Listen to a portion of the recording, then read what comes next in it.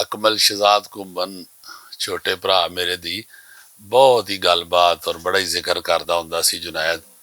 ते ਉਹ ਮੈਨੂੰ ਅੱਜ ਸਮਝ ਆਈ ਹੈ ਕਿ ਕਿਉਂ ਇੰਨੀ ਗੱਲਬਾਤ ਕਰਦਾ ਸੀ। ਇਸਲਾਮਾਬਾਦ ਤੋਂ ਤਸ਼ਰੀਫ ਲਿਆਏ ਨੇ, ਰਮਜ਼ਾਨ ਦਾ ਮਹੀਨਾ ਹੈ ਤੇ ਤੁਸੀਂ ਸਾਰੇ ਵੀ ਜਿੰਨੇ ਵੀ ਦੋਸਤ ਬੈਠੇ ਹੋ, ਮੈਂ ਨਾ ਜੀ ਇੱਕ ਛੋਟੀ ਜਿਹੀ ਮੇਰੇ ਜ਼ਹਿਨ 'ਚ ਹੁਣ ਗੱਲ ਆ ਰਹੀ ਸੀ। ਮੈਂ ਸ਼ੁਰੂ ਤੋਂ ਨਾ ਜੀ ਜਦੋਂ ਨਵਾਂ ਨਵਾਂ ਆਇਆ 42 ਸਾਲ ਹੋ ਗਏ ਨੇ ਮੈਨੂੰ ਲਾਹੌਰ ਆਇਆ ਔਰ ਇਹ ਕੰਮ ਕਰਦੇ ਆ ਆਪਣਾ। ਤੇ ਮੈਨੂੰ ਬੜਾ ਸ਼ੌਕ ਸੀ ਸ਼ੁਰੂ ਤੋਂ ਹੀ, ਪਤਾ ਨਹੀਂ ਨਾਨੇ ਦੀ ਵਜ੍ਹਾ ਤੋਂ ਸੀ, ਕਿਉਂਕਿ ਨਾਨੇ ਕੋਲ ਬਹਿ ਕੇ ਅਸੀਂ ਕਹਾਣੀਆਂ ਬੜੀਆਂ ਸੁਣਦੇ ਹੁੰਦੇ ਸਾਂ। ਨਾਨਾ ਬਾਈ ਜਦੋਂ ਵੀ ਘਰ ਆਉਂਦੇ ਸਨ ਨਾ ਤੇ ਐਵੇਂ ਬਿਠਾ ਕੇ ਤੇ ਛੋਟੀ ਜਿਹੀ ਗੱਲਬਾਤ ਇਹੋ ਜਿਹੀ ਬੱਚਿਆਂ ਵਾਲੀ ਸੁਣਾ ਕੇ ਤੇ ਬੜਾ ਵੱਡਾ ਕੋਈ ਫਲਸਫਾ ਦੇ ਜਾਂਦੇ ਹੁੰਦੇ ਸਨ। ਇੱਥੇ ਵੀ ਜਦੋਂ ਆਇਆ ਨਾ ਜੀ ਤੇ ਮੈਨੂੰ ਬਾਬਿਆਂ ਕੋਲ ਬਹਿਣ ਦਾ ਬੜਾ ਸ਼ੌਕ ਸੀ। ਮੈਂ ਅਹਿਮਦ ਨਦੀਮ ਕਾਸਮੀ ਸਾਹਿਬ ਦੀਆਂ ਮਹਿਫਲਾਂ ਵੀ ਬੜੀਆਂ ਹਾਸਲ ਕੀਤੀਆਂ ਨੇ। ਉਹ ਮੈਂ ਜਾਂਦਾ ਹੁੰਦਾ ਸੀ, ਮੈਨੂੰ ਕਹਿੰਦਾ ਓਏ ਮੇਰਾ ਪਰਮੇਸ਼ਰ ਸਿੰਘ ਆ ਗਿਆ। ਉਹ ਮੈਂ ਉਹਨਾਂ ਦੀਆਂ ਕਾਸਮੀ ਕਹਾਣੀਆਂ ਵਿੱਚ ਨਾ ਜੀ ਰੋਲ ਕੀਤੇ ਤੇ ਉਹ ਉਹਨਾਂ ਦਾ ਇੱਕ ਪਰਮੇਸ਼ਰ ਸਿੰਘ ਸੀ, ਉਹਦਾ ਟਾਈਟਲ ਉਹਨਾਂ ਨੇ ਰੋਲ ਮੇਰੇ ਕੋਲ ਕਰਾਇਆ। ਫਿਰ ਮੈਂ ਮਤਲਬ ਮੈਂ ਇਸਲਾਮਾਬਾਦ ਇੱਕ ਦਿਨ ਟੁਰ ਗਿਆ, ਤੁਫੈਲ ਨਿਆਜ਼ੀ ਸਾਹਿਬ ਕੋਲ ਸਾਰੀ ਰਾਤ ਬੈਠਾ ਰਿਹਾ। ਮਹਿਦੀ ਹਸਨ ਸਾਹਿਬ ਦਾ ਮੈਨੂੰ ਜਦੋਂ ਪਤਾ ਲੱਗਦਾ ਹੁੰਦਾ ਸੀ ਨਾ ਜੀ ਲਾਹੌਰ ਆਏ ਨੇ, ਤੇ ਮੈਂ ਲਾਜ਼ਮਨ ਉਹਨਾਂ ਕੋਲ ਜਾ ਕੇ ਬਹਿ ਰਹਿੰਦਾ ਹੁੰਦਾ ਸੀ। ਤੇ ਹੋਰ ਬੇਸ਼ੁਮਾਰ ਸਲਾਮਤ ਅਲੀ ਖਾਨ ਸਾਹਿਬ ਦੇ ਇੱਕ ਵਾਰੀ ਮੈਂ ਪੁੱਤਰਾਂ ਨੂੰ ਕਿਹਾ, ਮੈਂ ਸਲਾਮਤ ਸਾਹਿਬ ਨੂੰ ਗੋਦੀ 'ਚ ਚੁੱਕੇ ਹੈ। ਤੇ ਉਹ ਮੈਨੂੰ ਵੇਖਣ ਲੱਗ ਪਏ ਕਿ ਇਹ ਕੀ ਫਜ਼ੂਲ ਗੱਲ ਪਿਆ ਕਰਦੇ ਆ। ਤੇ ਮੈਂ ਯਾਰ ਜੰਗ ਅਖਬਾਰ ਦੇ ਦਫ਼ਤਰ ਆਏ ਸਨ ਤੇ ਉਹਨਾਂ ਨੂੰ ਕੋਲ ਟੁਰਿਆ ਨਹੀਂ ਸੀ ਜਾਂਦਾ। ਤੇ ਮੈਂ ਉਹਨਾਂ ਨੂੰ ਕਿਹਾ, ਮੈਂ ਸਲਾਮਤ ਸਾਹਿਬ ਮੈਂ ਆਪਕੋ ਉਠਾ ਕੇ ਗਾੜੀ ਤੱਕ ਛੋੜੋ। ਤੇ ਮੇਰੇ ਵਾਲੇ ਪਿਆਰ ਨਾਲ ਵੇਖਿਓ ਨਾ, ਉਹਨਾਂ ਨੂੰ ਕੋ ਉਹਨਾਂ ਦੇ ਨਾਲ ਆਇਆ ਸੀ ਕੋਈ ਭਤੀਜਾ, ਉਹ ਚੁੱਕਣ ਲੱਗਾ ਗੋਦੀ 'ਚ। ਤੇ ਮੈਂ ਕਿਹਾ ਤੁਹਾਡੀ ਮਿਹਰਬਾਨੀ ਹੈ। ਤੇ ਕਹਿੰਦੇ ਨੇ ਚਲੋ ਤੁਸੀਂ ਛੱਡ ਆਓ।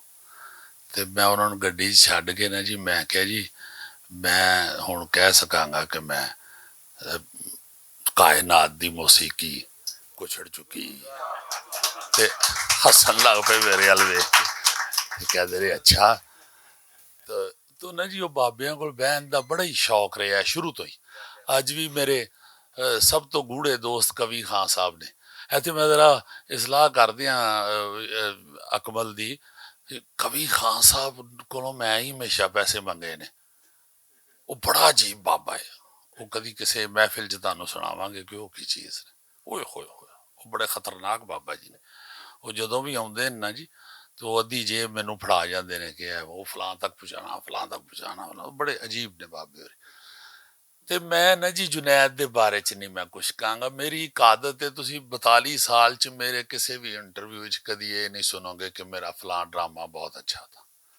ਇਹ ਮੇਰਾ ਕੰਮ ਹੀ ਨਹੀਂ ਹੈਗਾ। ਅੱਛਾ ਤੇ ਬੁਰਾ ਕਰਨਾ ਤੇ ਕਰਾਉਣਾ ਇਹ ਰੱਬ ਦਾ ਕੰਮ ਹੈ। ਮੈਂ ਆਪਣੇ ਮੂੰਹ ਇੰਜ ਦੀ ਮੇਰੇ ਗੱਲ ਨਿਕਲਦੀ ਹੋਈ ਨਹੀਂ। ਮੈਨੂੰ ਤੁਸੀਂ ਕਦੀ ਨਹੀਂ ਸੁਣੋਗੇ ਕਿਸੇ ਤੋਂ ਮੈਂ ਕਹਾਂਗਾ ਉਹ ਫਲਾਣਾ ਮੇਰਾ ਸ਼ਾਗਿਰਦ ਹੈ। ਮੇਰਾ ਕੋਈ, ਮੈਂ ਆਪ ਸਭ ਦਾ ਸ਼ਾਗਿਰਦ ਹਾਂ, ਮੇਰਾ ਕੋਈ ਸ਼ਾਗਿਰਦ ਨਹੀਂ। ਤੇ ਉਹ ਮੈਂ ਇੱਕ ਉਰਦੂ ਇੰਟਰਵਿਊ ਉਰਦੂ ਵਿੱਚ ਚੁੱਕੇ ਹੋ ਰਿਹਾ ਸੀ ਤੇ ਉਹਨੇ ਮੈਨੂੰ ਕਿਹਾ ਉਹ ਫਲਾਂ ਕਹਿੰਦਾ ਹਮ ਆਪਕੇ ਸ਼ਾਗਿਰਦ ਹੈ। ਮੈਨੂੰ ਨਹੀਂ ਪਤਾ, ਐਵੇਂ ਝੂਠ ਬੋਲਦੇ ਨੇ, ਮੈਂ ਤੇ ਆਪ ਉਹਨਾਂ ਨੂੰ ਸਿੱਖਣਾ ਵਾ ਉਹਨਾਂ ਕੋਲੋਂ। ਤੇ ਉਹ ਉਰਦੂ ਦਾ ਚੁੱਕਿਆ ਇੰਟਰਵਿਊ ਸੀ ਤੇ ਉਰਦੂ ਦੀ ਹੋਈ ਇੱਕ ਗੱਲ ਮੈਂ ਉੱਥੇ ਕੀਤੀ ਸੀ ਕਿ राहें नहीं बताती कि यहाँ से कौन कौन मुसाफिर गुजरा है, मुसाफिर बताया करते हैं कि हम किस रास्ते से चल के आए। ਤੇ ਇਸ ਵਾਸਤੇ ਜੁਨੈਦ ਵੀ ਜਿਹੜਾ ਨਾ ਜੀ ਉਹ ਮੇਰਾ ਤੇ ਉਹ ਨਿੱਕਾ ਭਰਾ ਸੀ ਤੇ ਮੇਰਾ ਉਹ ਵੱਡਾ ਵੀ ਸੀ। ਬੜਾ ਹੀ ਉਹਦੇ ਨਾਲ ਅਦਬੀ ਜਿਹੜੀਆਂ ਉਹਦੀਆਂ ਚੀਜ਼ਾਂ ਨੇ ਉਹ ਤੇ ਤੁਸੀਂ ਬਹੁਤ ਬਿਹਤਰ ਸਮਝਦੇ ਹੋ। ਤੇ ਵੈਸੇ ਉਹ ਬੜਾ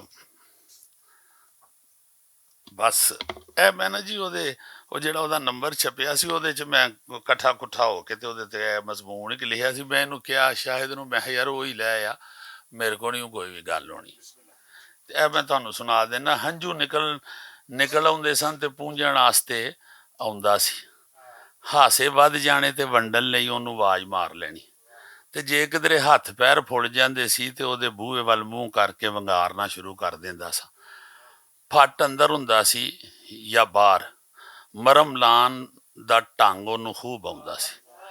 ਕੁਰਾਏ ਪੈ ਜਾਣਾ ਤੇ ਉਹਨੇ ਜ਼ਿੰਦਗੀ ਦੇ ਰਾਹਾਂ ਦਾ ਨਕਸ਼ਾ ਖੋਲ ਕੇ ਅੱਗੇ ਧਰ ਦੇਣਾ। ਟੋਰ ਹੌਲੀ ਹੁੰਦਿਆਂ ਵੇਖ ਕੇ ਜੀਭ ਦਾ ਛਾਂਟਾ ਵੀ ਕੱਢ ਮਾਰਦਾ ਸੀ ਤੇ ਸਬੀਟਾਂ ਵਟਣ ਤੇ ਨਸੀਹਤਾਂ ਦੀਆਂ ਵਾਗਾਂ ਨਾਲ ਮੱਠਾ ਵੀ ਕਰ ਲੈਂਦਾ ਸੀ। ਮੁੱਕਦੀ ਗੱਲ ਇਹ ਵੇ ਕਿ ਜਿਹਨੂੰ ਜਿਉਂਦੇ ਜੀ ਨਿੱਕਾ ਭਰਾ ਸਮਝਦਾ ਸਾਂ ਉਹ ਮਰ ਕੇ ਮੁਰਸ਼ਦ ਨਿਕਲਿਆ ਜੀ। ਮੁਰਸ਼ਦ ਵਿੱਚ ਹੋਰ ਕਿਹੜੀ ਸਿਫਤ ਹੁੰਦੀ ਹੈ ਜਿਹੜੀ ਉਹਦੇ ਵਿੱਚ ਨਹੀਂ ਸੀ। ਨਜ਼ਰ ਵੱਲੋਂ ਐਡਾ ਦੂਰ ਅੰਦੇਸ਼ ਸੀ ਕਿ ਕੁਝ ਜੋੜਿਆ ਹੀ ਨਹੀਂ, ਕਿਉਂ ਜੇ ਦੂਰ ਕਬਰ ਵੇਖ ਬੈਠਾ ਸੀ ਔਰ ਸਮਝ ਗਿਆ ਸੀ ਕਿ ਖਾਲੀ ਹੱਥੇ ਹੀ ਉਤਰਨਾ ਪੈਣਾ ਹੈ ਤੇ ਫਿਰ ਇਹ ਭਾਰ ਚੁੱਕਣ ਦੀ ਕੀ ਲੋੜ ਹੈ। ਮੈਂ ਇਸ ਮੁਰਸ਼ਦ ਨੂੰ ਜਾਂ ਬਾਲ ਵੇਖਿਆ ਜਾਂ ਬਾਬਾ। ਬਾਲ ਇਸ ਗੱਲੋਂ ਕਿ ਅਕਸਰ ਮਾਂ ਦੇ ਖਿਆਲਾਂ ਦੀ ਕੁਛੜੀ ਚੜਿਆ ਰਹਿੰਦਾ ਸੀ। ਬਾਬਾ ਇਸ ਲਈ ਕਿ ਕੁਛੜੋਂ ਲੈ ਕੇ ਫੌਰਨ ਸ਼ਊਰ ਦੀ ਡਾਂਗ ਫੜ ਲੈਂਦਾ ਸੀ। ਸਰਕਾਰ ਦੀ ਸਰਦਲ ਦੀ ਮਿੱਟੀ ਸਿਰ ਚ ਪਾਉਂਦਾ ਆਸ਼ਕ ਜਾਪਦਾ ਸੀ ਤੇ ਡਾਢੀ ਬਿਮਾਰੀ ਦੇ ਬਾਵਜੂਦ ਰੱਬ ਦੇ ਕਰਮਾਂ ਦੇ ਵਿਹੜੇ ਵਿੱਚ ਨੱਚਦਾ ਮਸ਼ੂਕ ਜਾਪਣ ਲੱਗ ਪੈਂਦਾ ਸੀ। ਸਦਰਾਂ ਵੱਲੋਂ ਮੂੰਹ ਮੋੜੀ ਬੈਠਾ ਸਾਬਰ ਤੇ ਦੂਜਿਆਂ ਦੀਆਂ ਖੁਸ਼ੀਆਂ ਤੇ ਖੁਸ਼ ਹੋਣ ਵਾਲਾ ਇਹ ਸ਼ਾਕਰ ਮੇਰੀਆਂ ਅੱਖਾਂ ਨੇ ਕਦੀ ਵੀ ਆਪਣੇ ਰੱਬ ਨਾਲ ਗਿਲਾ ਕਰਦਾ ਨਹੀਂ ਵੇਖਿਆ। ਛਾਬੇ ਵਿੱਚ ਪਈਆਂ ਤੇ ਬੰਦਾ ਵੰਡ ਲੈਂਦਾ ਹੈ, ਆਪਣੇ ਲਈ ਤੋੜੀ ਬੁਰਕੀ ਦੂਜੇ ਦੇ ਮੂੰਹ ਚ ਪਾਉਂਦਾ ਸੀ। 16 ਸਾਲ ਲਹੂ ਸਾਫ਼ ਕਰਨ ਦੀ ਮਸ਼ੀਨੇ ਚੜਿਆ ਰਿਹਾ, ਪਰ ਜਦ ਵੀ ਕਿਸੇ ਨੇ ਉਹਦੇ ਕੰਨਾਂ ਤੇ ਹਾਲ ਪੁੱਛਣ ਦੀ ਸੱਟ ਮਾਰੀ ਤੇ ਉਹਦੇ ਮੂੰਹੋਂ ਸ਼ੁਕਰ ਅਲਹਮਦੁਲਿਲਾ ਹੀ ਨਿਕਲਿਆ। ਰੱਬ ਦੀ ਸਹੁੰ ਉਹਦਾ ਜਿਗਰਾ ਉਹਦੇ ਸੀਨੇ ਦੀ ਚੌੜਾਈ ਤੋਂ ਕਿਤੇ ਵੱਡਾ ਸੀ। ਅਕਸਰ ਨਿੱਕਾ ਜਿਹਾ ਬਾਲ ਮੇਰੇ ਅੰਦਰ ਵੜ ਕੇ ਖੇਡਣ ਲੱਗ ਪੈਂਦਾ ਤੇ ਜਾਣ ਲੱਗਿਆ ਮਾਂ ਵਾਂਗੂ ਮੇਰੇ ਸਾਰੇ ਖਿਡੌਣੇ ਸਾਂਭ ਕੇ ਜਾਂਦਾ ਸੀ।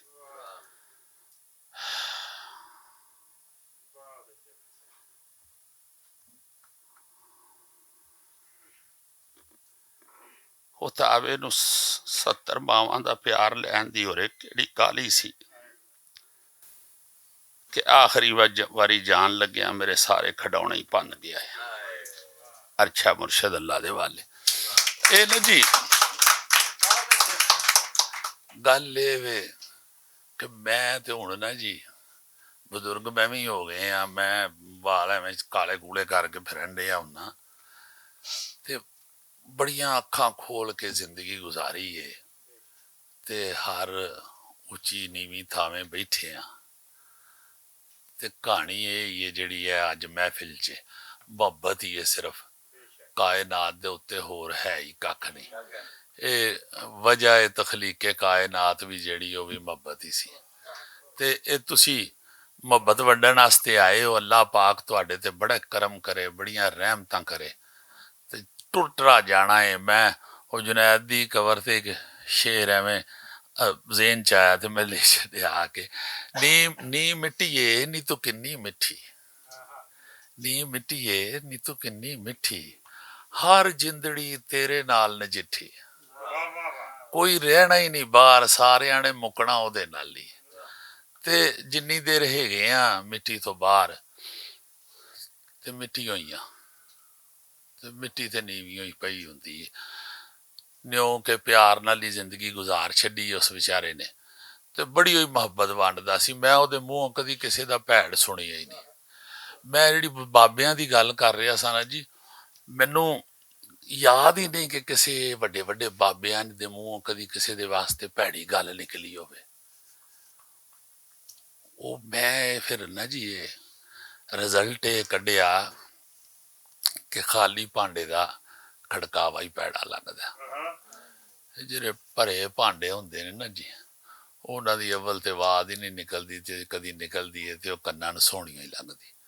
ਤੇ ਹਮੇਸ਼ਾ ਉਹਨੇ ਬੜੀ ਹੀ ਤਾਰੀਫ ਕਰਦਾ ਹੁੰਦਾ ਸੀ ਅਕਮਲ ਸਾਹਿਬ ਦੀ। ਮੈਂ ਹੈਰਾਨ ਹੁੰਦਾ ਸੀ ਕਿ ਯਾਰ ਇਹਨੂੰ ਕੀ ਜਨੂਨ ਹੈ, ਇੰਨਾ ਮਤਲਬ ਯਾਰ ਮੇਰੇ ਨਾਲ ਬੜਾ ਪਿਆਰ, ਕਦੀ ਆਪਣੇ ਪਿਆਰ ਦੀਆਂ ਗੱਲਾਂ, ਕਦੀ ਇਹਨਾਂ ਦੇ ਵਰਕ ਦੀਆਂ ਗੱਲਾਂ, ਕਦੀ WhatsApp ਦਾ ਸ਼ੁਰੂ ਹੋ ਜਾਣਾ, ਕਦੀ ਹਫੀਜ਼ ਤਾਹਿਬ ਸਾਹਿਬ ਤੇ ਸਾਡੇ ਬਜ਼ੁਰਗ ਨੇ ਸਾਡੇ ਰਹਿਬਰ ਰਹੇ ਨੇ, ਅਸੀਂ ਉਹਨਾਂ ਨੂੰ ਨਾਨਾ ਹੀ ਸਮਝਿਆ ਸਾਰੀ ਜ਼ਿੰਦਗੀ।